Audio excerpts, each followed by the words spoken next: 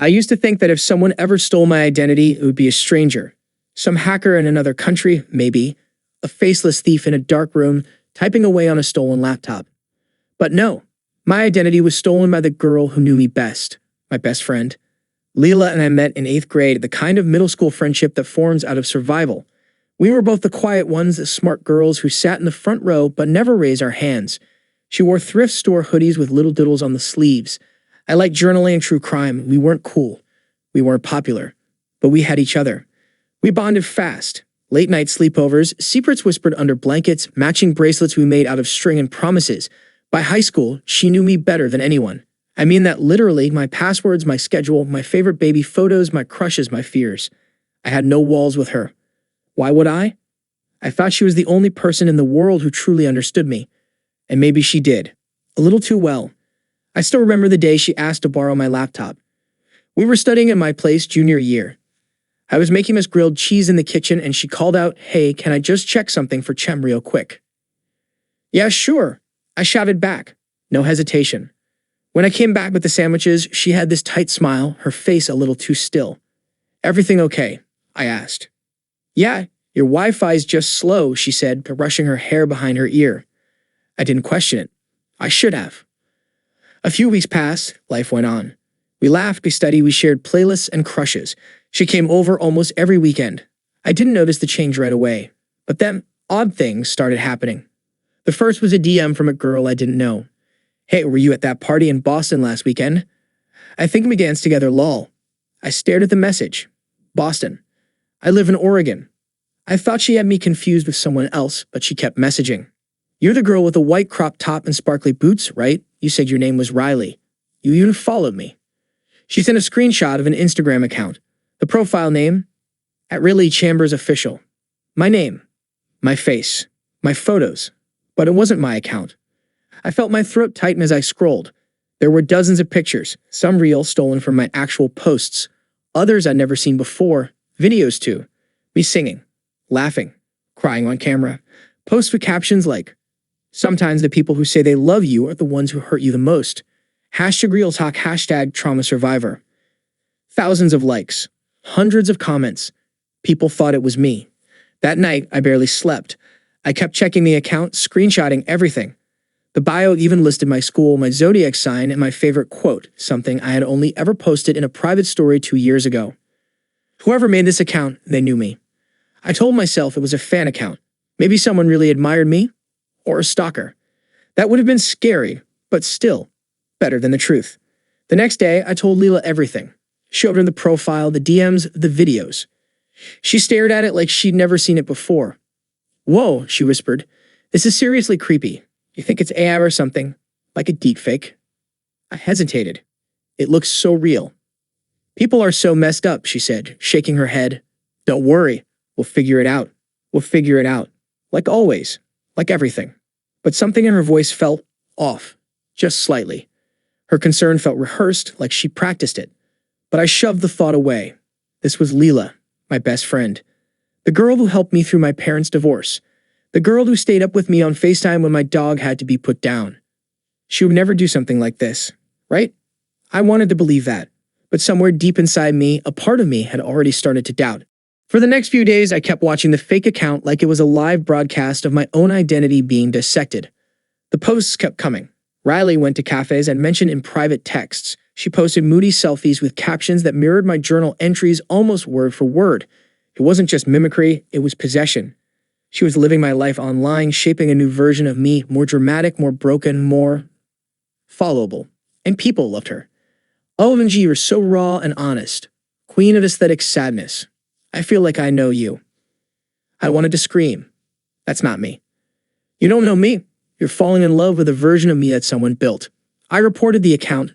Nothing happened. I emailed the platform. No response. I even made a video on my real profile saying, "Hey guys, if you see this account, it's fake. Please report it." Guess what? People thought I was the fake. Nice try, impersonator. It's your own identity. Someone even messaged me. "Wow, stealing Riley's vibe. She's been through so much. You're disgusting." That's when it hit me. The fake version of me was more real to them than I was. And then came the worst blow yet. A guy named Ethan DM'd me. Ethan, my crush. a guy I'd been talking to in DMs for weeks, the one I thought I was starting something real with. He messaged, "Hey, I'm confused. Why did you even add me and pretend not to know me from your other account?" I replied immediately, "What? I'd only have this account." His next message hit me like a brick. "That's not what your friend said." My heart dropped. "My friend?"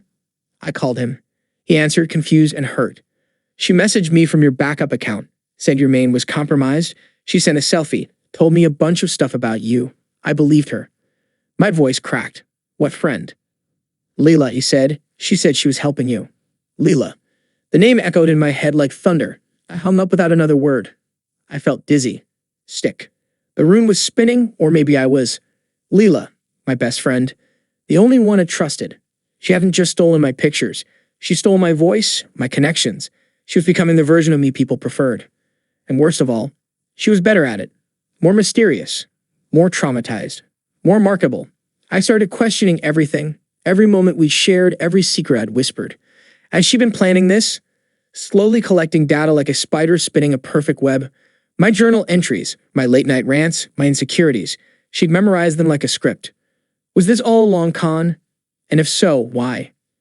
Did she want attention? Fame? Or did she just want my life? I didn't sleep that night. I stared at the ceiling, shaking, replaying every conversation we ever had. The next morning, I walked to school with one goal: confront Leela. My hands were cold with sweat. My backpack felt heavier than usual, as if it carried the weight of betrayal. When I saw her in the hallway, smiling, laughing with some guy near her locker, my stomach twisted. How could she look so normal? She spotted me and waved like nothing had happened. "Hey you," she said brightly. "You look tired." Late night TikTok spiral? I didn't answer. I just said, "We need to talk. Alone." Her smile faltered just slightly. We went behind the auditorium near the trees. No one was around. My heart was pounding. "You've been pretending to be me online," I said. "I know it's you." Leela blinked. "What?" "Don't lie," I snapped. "You created that fake account. You messaged Ethan. You stole everything." For a split second, something flickered in her eyes. Not guilt. Not fear. Satisfaction. Then it was gone. "Riley, I think you need help," she said, soft and pitying.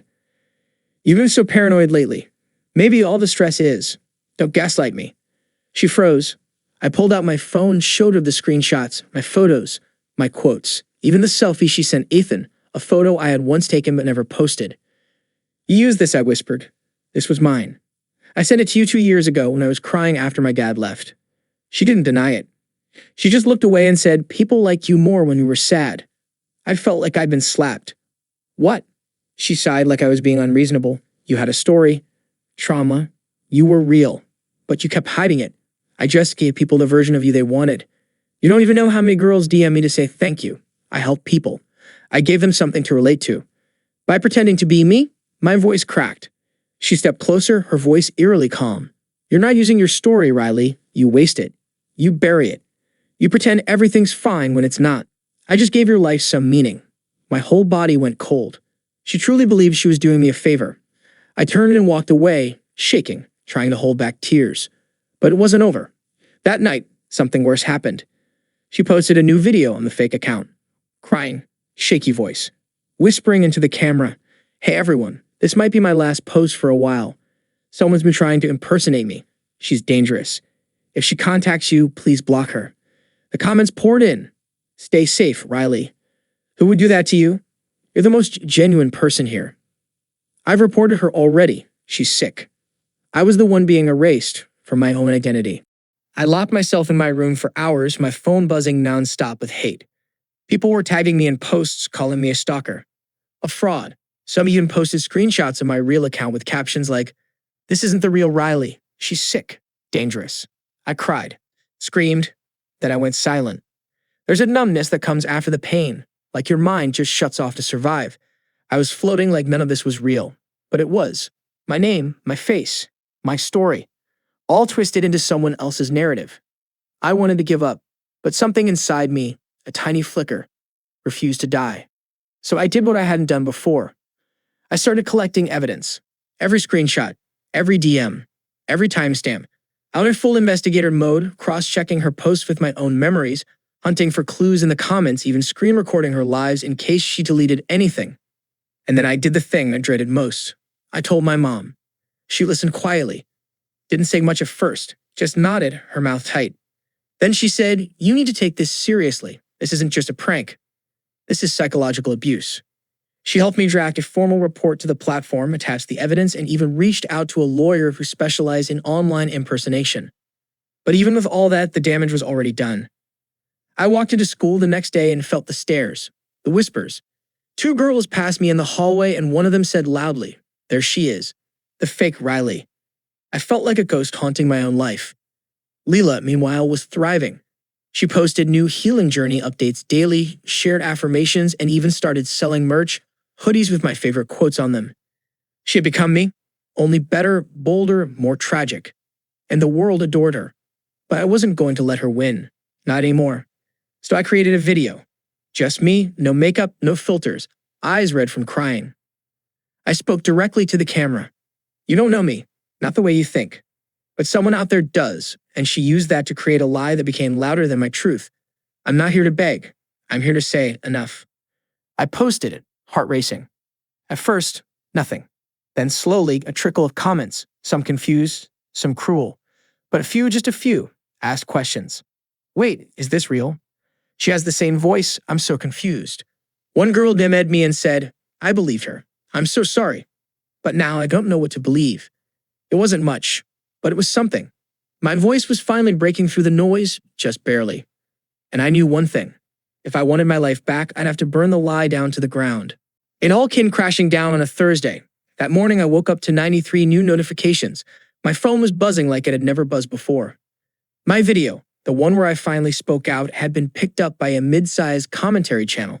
Some girl with blue hair and 200 followers made a reaction video titled, "This girl got her identity stolen by her best friend, and no one believed her." It went viral. And suddenly, people were listening. My DMs flooded with apologies. "Riley, I'm so sorry. I had no idea." I reported her account. I feel so stupid for believing her. The fake account lost over 20,000 followers in a day.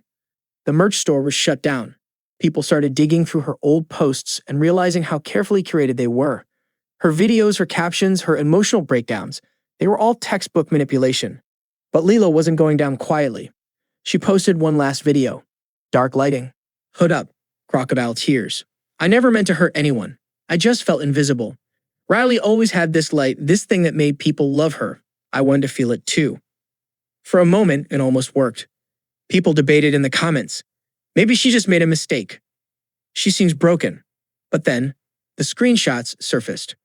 Someone found an old Reddit post under her real name, written 6 months before everything began, bragging about how easy it was to become someone better.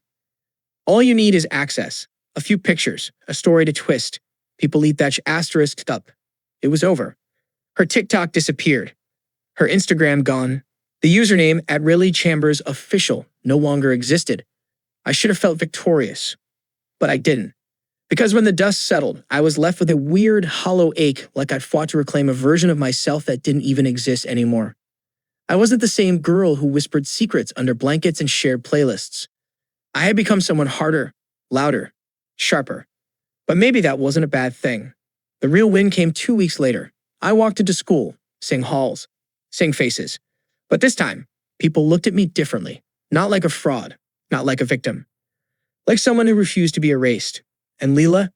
She didn't come back to school. Rumor was her family moved to another state. No goodbye, no apology. Just a ghost. The girl who tried to steal my identity now had none of her own. And me? I was finally, truly, just me. Raw, flawed, and real.